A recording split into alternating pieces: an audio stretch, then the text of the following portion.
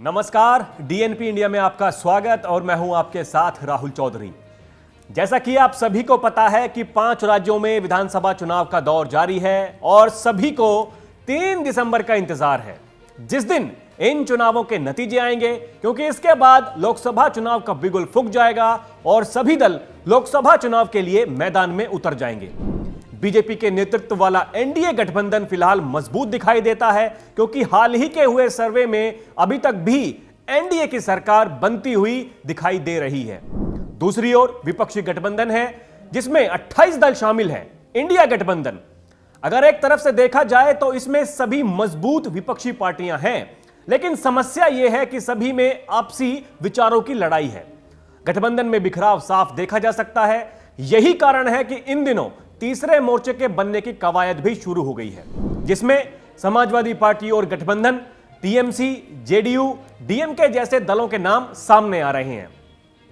बात अगर लोकसभा चुनाव की हो रही है तो उत्तर प्रदेश का जिक्र करना बहुत जरूरी हो जाता है, क्योंकि यह यूपी ही है जो देश को सबसे ज्यादा 80 सांसद देता है और केंद्र की सरकार बनाने में महत्वपूर्ण भूमिका भी निभाता है।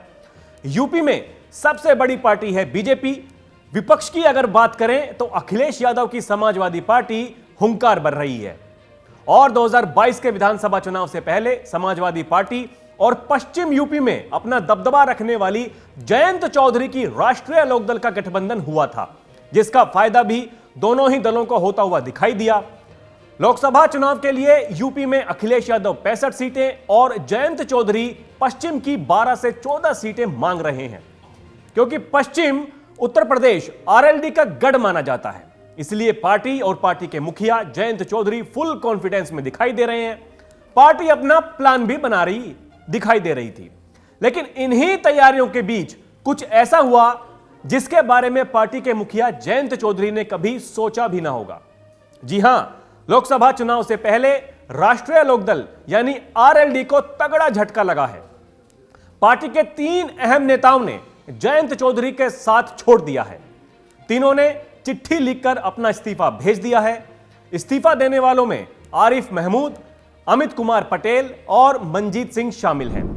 मनजीत सिंह राष्ट्रीय लोकदल में कार्यकारी प्रदेश अध्यक्ष थे, वहीं अमित कुमार पटेल युवा रालोद के राष्ट्रीय सचिव थे और आरिफ महमूद रालोद के अल्पसंख्यक प्रकोष्ठ के प्रदेश अध्यक्ष थे।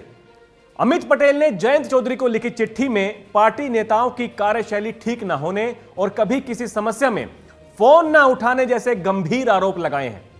उन्होंने कहा कि पार्टी के तमाम नेता सिर्फ लखनऊ और दिल्ली में टीवी चैनल पर बैठकर पार्टी में चर्चा में बने हुए हैं। किसी के पास जमीन पर लोगों के बीच जाने का समय ही नहीं है। वहीं आरिफ महमूद ने लिखा कि बीते 4-5 महीनों से अल्पसंख्यकों को पार्टी में अपमानित किया जा रहा है और प्रकोष्ठ के लोगों को काम करने से दूर कर दिया गया है। उन्होंने अपनी चिट्ठी में आरोप लगाया है कि मैंने जयंत चौधरी को समस्या से अवगत कराया, लेकिन कोई ध्यान नहीं दिया गया और कमेटी ही भंग कर दी गई। इसके बाद भी मैंने अपनी बात रखी, मगर कोई विचार नहीं किया गया।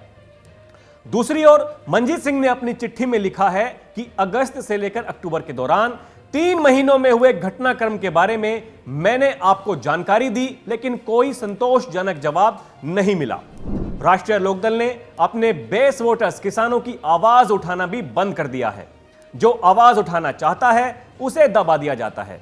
मनजीत सिंह ने कहा कि मुझे जो भी जिम्मेदारी दी गई मैंने पूरी की और ईमानदारी से अपना काम किया। आज दुखी होकर भारी मन से इस्तीफा दे रहा हूं। अब पार्टी के मुख्य पदों पर मौजूद नेताओं के इस्तीफे ने निश्चित तौर पर पार्टी के मुखिया जयंत चौधरी की मुश्किलें बढ़ा दी हैं, क्योंकि एक तरफ 2024 के लोकसभा चुनाव के लिए आरएलडी के अलावा लोकदल पार्टी ने भी ताल ठोक दी है। पूर्व प्रधानमंत्री चौधरी चरण सिंह की किसान हितैषी विचारधारा वाले राजनीतिक दल लोकदल ने लोकसभा चुनाव से पहले पश्चिमी यूपी में अपनी मौजूदगी दर्ज करा दी है। लोकदल के नए राष्ट्रीय महासचिव विजेंद्र सिंह ने स्पष्ट किया है कि उनकी पार्टी पूरे यूपी में किसानों के मुद्दे पर काम करेगी, गन्ना किसानों की समस्या उठाएगी और कर्ज माफी करवाने के लिए आंदोलन भी चलाएगी। यूपी की सभी 80 लोकसभा सीटों पर चुनाव भी लड़ेगी। दूसरी ओर उनकी पार्टी के बड़े नेताओं का पार्टी को छोड़कर जाना उनके लिए किसी दुर्घटना से कम नहीं है। अब इस समस्या का समाधान निकालने के लिए आरएलडी मुखिया जयंत चौधरी कौन सा रास्ता चुनते हैं, उसका हमें और आपको मिलकर करना होगा इंतजार। अभी के लिए इतना ही। आप देखते रहिए डीएनपी इंडिया। खबरों का सिलसिला जारी है। नमस्कार।